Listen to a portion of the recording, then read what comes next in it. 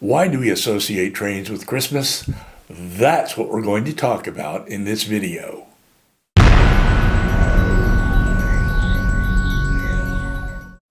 I'm Roy Smith. Christmas. It's a magical time of year for us model railroaders, even though most of us have permanent layouts on which to run our trains all year long. For example, you will see trains running on my layout in this video, just as you can throughout the year. But have you ever asked yourself, how did trains become such an important part of Christmas? Just what do trains have to do with Christmas anyways?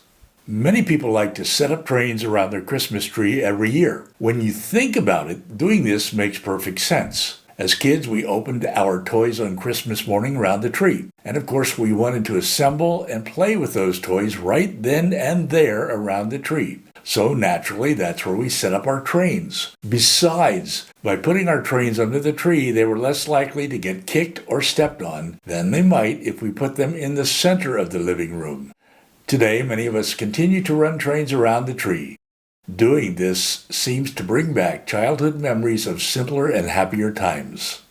I do have a Christmas tree here in Panama, but sadly I don't have a train running around it. The best I can do for a train under my tree is this ceramic locomotive with Santa in it. But I have a permanent N-scale layout in a spare bedroom of my house where I can run my trains all year long. And just for fun, I'm now running a Christmas excursion train.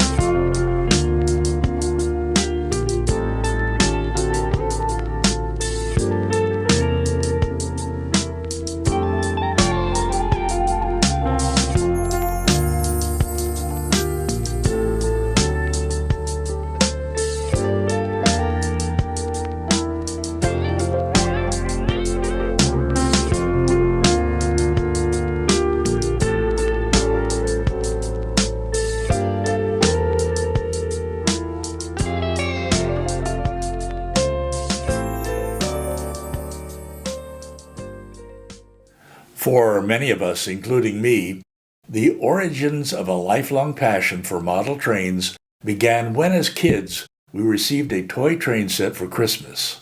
For me, this happened way back in 1957 when I was only 10 years old. If my long-ago childhood memories still serve me, then I believe that my parents bought that first train set for me at Montgomery Ward in Sunbury, Pennsylvania. And I believe that back then this department store was located near the intersection of Market and 3rd Streets in Sunbury. That's important because buying that train set was one of the most memorable experiences of my childhood. Now, if you lived in Sunbury back in the 1950s, you can tell me for certain where the department store was located back then. And yes, that is the Norfolk Southern's Buffalo line that you see to the left in the photo. The line runs from Buffalo, New York, south to Rockville near Harrisburg, Pennsylvania.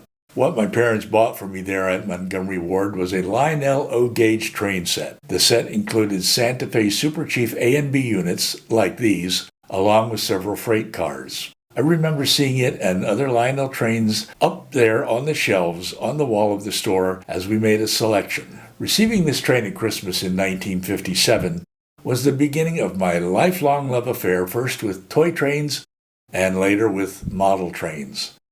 And I remember how happy I felt at Christmas every year back then when the trains magically reappeared in department stores and hardware stores. And of course, I scrutinized Lionel catalogs for hours on end. I vividly recall this picture on the back of the 1957 catalog. I recall imagining how someday I might have a layout like this. I remember running that first train around the tree, and then, after the tree was taken down, I continued to run it nonstop on an oval of track right there on the floor until Dad constructed what he called a platform for it on a 4x8 sheet of Homosote. That became my first layout. I just wish I had some photos of it. And I remember the distinct smell of ozone, or whatever that smell was, that Lionel trains produced. Today's trains don't have that smell, and I miss it. Lionel popularized trains at Christmas time, describing them as a perfect gift. I guess it's no surprise that it became the largest toy train manufacturer in the world in the 1950s when I was growing up. But for me, and perhaps for most of us, toy trains began to lose much of their appeal in the 1960s.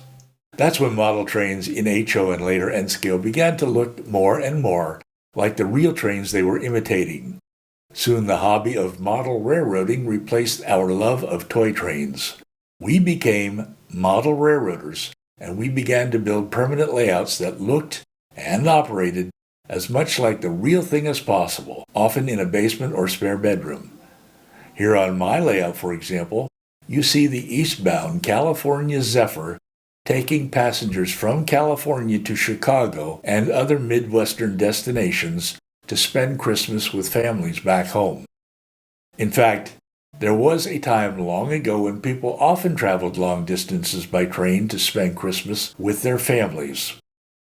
Such trips by train at Christmas are just one more reason why we still associate trains with Christmas. But despite the presence of permanent home layouts, toy trains continue to circle Christmas trees in many homes to this day. And you often see them in museums and even clubs, especially at open houses during the Christmas season.